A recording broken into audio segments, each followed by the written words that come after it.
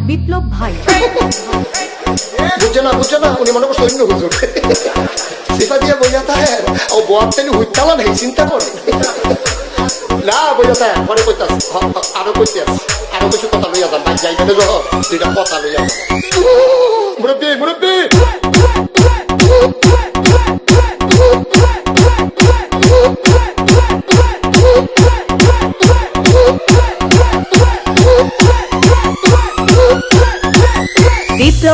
বিপ্লব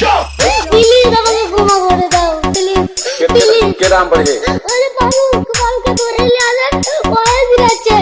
আমি চিনি নাই প্লিজ আমরা তুল কোনটা এই জাম আরে এই জাম ওরে ধীরে দিছে আমি চিনি নাই প্লিজ দূরে দাঁড়া ওরে দাঁড়া